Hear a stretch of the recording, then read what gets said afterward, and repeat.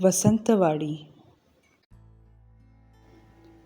उसी रात फिर से प्रीति, संजय और अनुपमा छत पर मिले।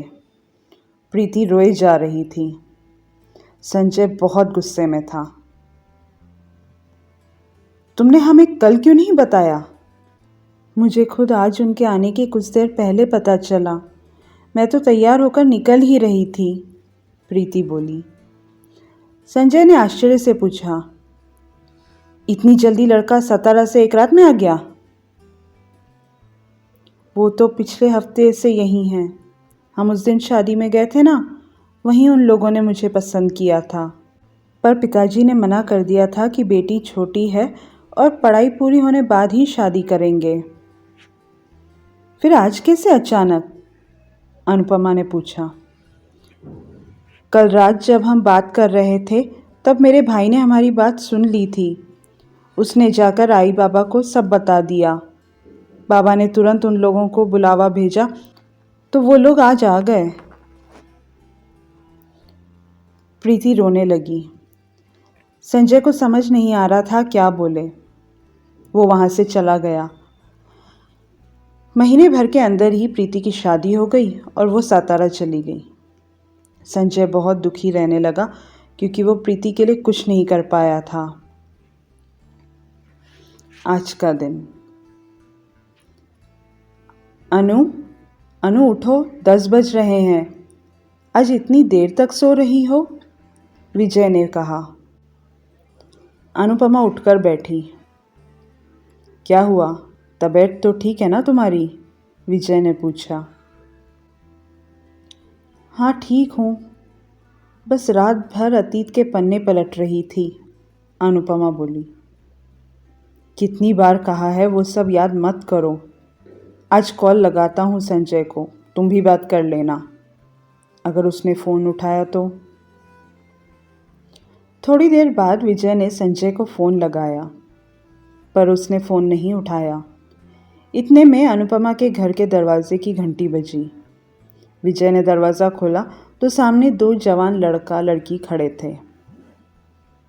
जी कहिए, विजय ने पूछा। लड़का बोला, जी नमस्ते, मैं गिरीश और ये हिमानी है। क्या हम अनुपमा जी से मिल सकते हैं? विजय ने अनुपमा को आवाज़ लगाई। अनुपमा बाहर आई। विजय ने अनुपमा से कहा, तुमसे कोई मिलने आया है। अनुपमा दरवाजे के पास आई और गौर से दोनों को देखा और बोली, जी कहिए, क्या चाहिए? मैंने आपको पहचाना नहीं। हिमानी बोली, अनुपमा जी, हम डॉक्यूमेंट्री बनाते हैं। क्या हम आपसे कुछ बात कर सकते हैं? अनुपमा ने विजय की तरफ देखा। विजय ने दोनों से अंदर आने को कहा और बैठक में बिठाया। क्या लेंगे आप लोग, चाय, कॉफ़ी? अनुपमा ने पूछा। जी कुछ नहीं, हमें बस आपसे इजाज़त चाहिए, गिरीश ने कहा। मुझसे कैसी इजाज़त? अनुपमा हैरानी से पूछने लगी। जी हम एक डॉक्यूमेंट्री बना रहे हैं और सुना है शहर के हॉन्टेड हाउस, मतलब भूतिया घरों में से एक आपका वसंतवाड़ी भी है, हिमानी बोली। क्या बकवास कर रहे हो?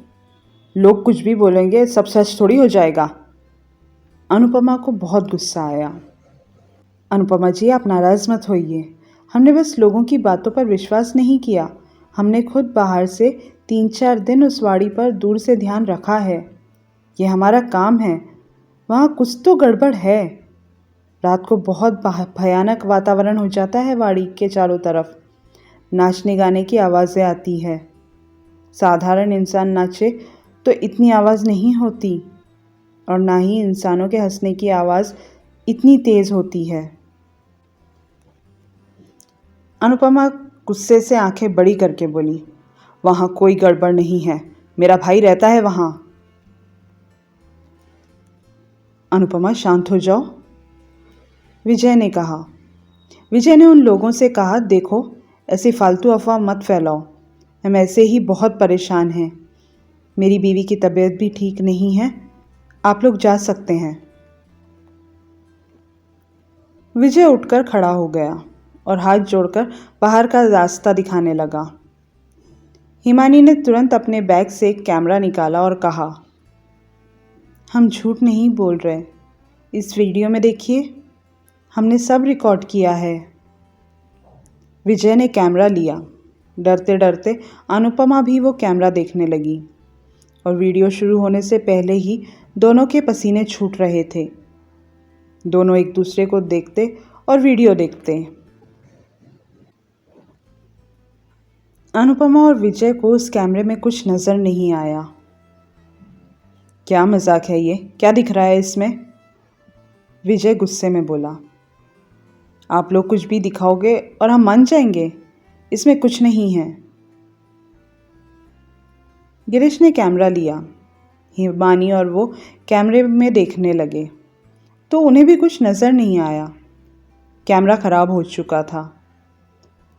सर, हमारा विश्वास कीजिए, वहाँ कुछ है, हमें वहाँ रिसर्च करने की इजाज़त दे दीजिए प्लीज़। कोई रिसर्च नहीं करना, जाइए यहाँ से। इससे पहले कि हम पुलिस को बुलाएं, अच्छा होगा खुद निकल जाइए, अनुपमा बोली। विजय ने टेबल पर रखा उनका बैग दरवाजे के बाहर फेंका और कहा, निकलो यहाँ से। अनुपमा जी, आपके भाई को मदद की ज़रूरत है, एक बार उनका तो ख्याल कीजिए, गिरीश बोला। मुझे पता है मेरे भाई का ख्याल कैसे रखना है। गिरीश और हिमानी को तब तक विजय ने घर से बाहर निकालकर दरवाज़ा बंद कर दिया। हिमानी बाहर से चिल्लाई, आपको कैसे पता? आपने तो सालों से उस घर की तरफ पैर भी नहीं रखा है। अनुपमा को जैसे किसी ने ज़ोर से झापड़ मारा हो। वो सुन्न होकर बैठ गई। सच ही तो कह रहे थे वो दोनों। अनुपमा ने कई सालों से अपने भाई को देखा तक नहीं था। 35 साल पहले। संजय धीरे धीरे अवसाद का शिकार हुआ जा रहा था। उसके और प्रीति के प्रेम को केवल अनु समझती थी। शादी के कुछ महीने बाद दिवाली थी। प्रीति को लेने उसके ससुराल जाना था, पर उसी वक्त प्रीति के भाई का एक्सीडेंट हो गया था और उसके पिता इतना लंबा सफ़र नहीं कर सकते थे। उन लोगों ने संजय के पिता से बात की कि संजय को प्रीति के ससुराल भेजने की अनुमति दें ताकि उसे मायके लाया जा सके। संजय के पिताजी ने इजाज़त दे दी। संजय बहुत खुश था। उसने तैयारी की और निकल गया सतारा के लिए। आज के लिए कहानी का भाग इतना ही। आप अभी सुन रहे थे कहानी वसंतवाड़ी। ये है YouTube चैनल लावण्यास कॉर्नर, जहाँ मिलेगा आपको हर कहानी का मज़ा।